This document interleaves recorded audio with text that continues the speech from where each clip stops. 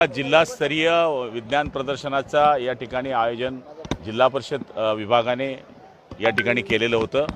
तालुका स्तरावर याच्यापूर्वी स्पर्धा झाल्या आणि याच्यातून ते विद्यार्थी उत्तीर्ण झाले किंवा ज्यांना निवड झाली असे एकूण 142 उपकरणं जिल्हा स्तरावर आलेले आहे। याच्यामधूनच जे उपकरणं सिलेक्ट होतील ते राज्य स्तरावर जातील, जेणेकरून आपल्या मुलांमध्ये जे कलागुणांची सुप्त लाट असते ती बाहेर यावी, यांच्यामध्ये दडलेला वैज्ञानिक बाहेर यावा, शास्त्रज्ञ बाहेर यावा, अशा पद्धतीने ही 52 वर्षापासूनची परंपरा आहे की जिल्हा परिषद खाते या ठिकाणी विज्ञान प्रदर्शन या ठिकाणी आयोजित करत असतं।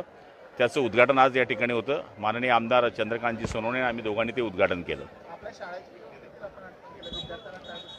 निश्चितपणाने त्यावेळेसची शाळेची उपकरणं, त्यावेळेची शाळेची आपल्याला असलेली साधनं आणि आताची साधनं म्हणजे सगळं बदललेलं आहे, जग बदललं आहे। त्यामुळे आपले वडीलही बदलले, आता आपल्या शाळाही बदलल्या आहे, आपल्या सगळ्या गोष्टी बदलल्या आहे।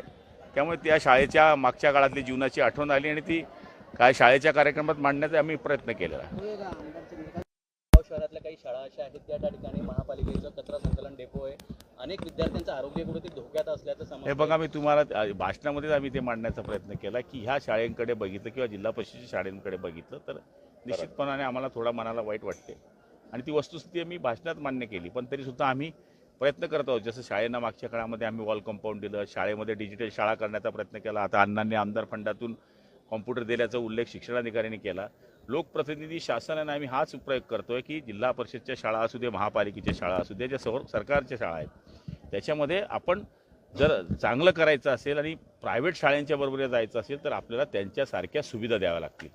तो प्रयत्न आम्ही या ठिकाणी करतोय। महापालिकेची माहिती दिली आहे। आता इथून बसतावर गाडीमध्ये बसतावर कोणत्या शाळा आहे जर त्याचं नाव दिलं तर मी ढेऱ्यांना ढेरतो। भाऊ, गिरणा नदीमध्ये जळगाव शहरामध्ये संपूर्ण सांडपाणी कुठल्याही प्रक्रिया न करता सोडलं जातं आहे आणि गिरणा नदी जी आहे ना तिचा नाला झालेला आहे। भाऊ, आता एकीकडे आपण नदी बचाव कालच्या दिवशीच मी हा विषय मांडला, कारण की बांबुरीच्या वरती जो एक फॅक्टरी आहे त्याचं पाणी येत होतं आणि कालच त्यांची टीम पळवलेली आहे। पण आपण जे म्हणताय तर पाटाचं पाणी सुटल्यामुळे दोघं साईड आता नदी फुल वाहते आहे।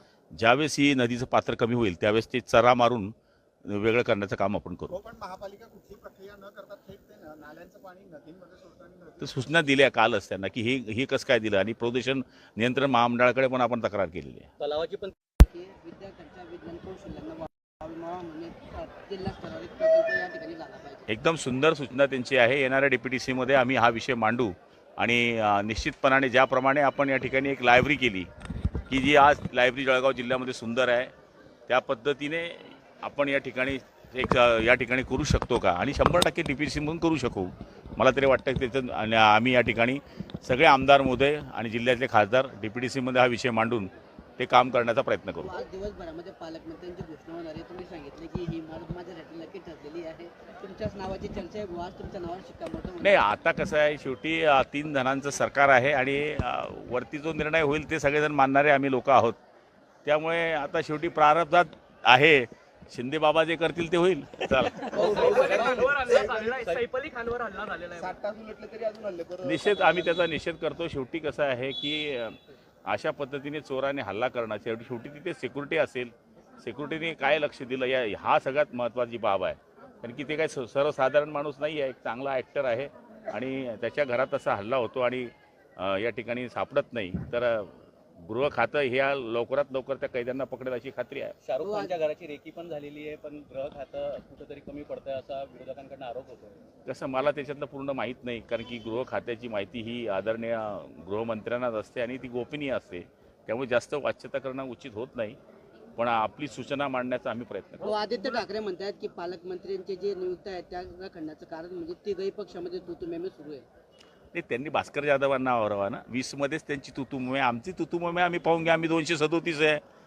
आधे उधर जाओ आमच्याकडे काही राहिलं नाही। आता 20 मध्ये 20 सांभाळा, 10 कधी येतील आमच्याकडे झोपेत राहाल तुम्ही, समजले? अमरावतीमध्ये एका महिलेवर काळं फासण्यात आलं, जाडू जाऊ दे।